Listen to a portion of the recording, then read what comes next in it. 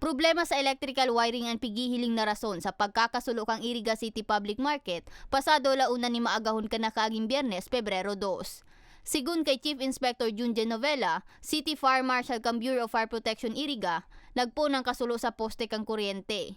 Posible subuot na may pinalid na debris hali sa nasusulong poste, dangang pinalid sa trapal kan sarong tindahan na nagkausa kan insidente. Nagdura rin magtutulong oras antes na maideklarang fire out ang insidente, na tuminupok sa 109 business establishments kung sa indamay magin ang tulong kaharungan harani sa merkado.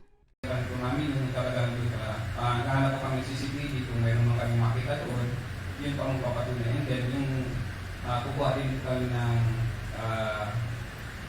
yung nagpasi dun sa ng witness, statement ng witness. So yun po. And then makakapagtanap kami talagang report. Total na 21 fire trucks hali sa kataraid na banwaan na nagtarabangan sa pagpuho kang kalayo. Sigun kay Iriga City Mayor Rex Oliva, nagigibo naman subot sinda nilakdangan imatabangan ang mga naapektaran kan insidente. At this stage, we are already identifying on the relocation of these mga nagtitinda, dahil kung may mga goods and merchandise pasinda na ready to be sold. So that is the main concern of the city government. But as to the provision of matabang, may tataw po kita in kind, and I have called a meeting sa mga fiscal managers ng city kung ano ang pwedeng nagkamunta. Sa ngunyan, day pa masabi kang otoridad ang total na dadyos na winalat kan insidente. Makalis ang nangyaring kasulo sa Iriga City, alas 6:35 nimbanggi kang parehong aldaw. Sarong coffee shop man sa barangay Pacolnaga City ang tinupok ni kasulo. Susug sa investigasyon, nagsangawang LPG tang sa kusina kan coffee shop man tang pigriribayan ang cylinder kaini.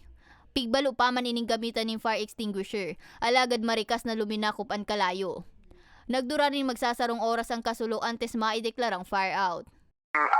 Kasi is medyo laki, yung 50 kilograms sa cylinder, yung medyo mataas yan ma'am na LPG.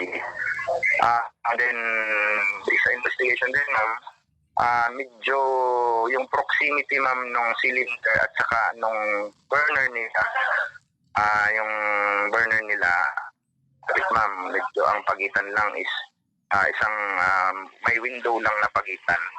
Sa presente, pigaaram pa kan otoridad kung pira ang total na danyos na winalat kan insidente. Para sa mga baretang tatak Bicol, May Arango.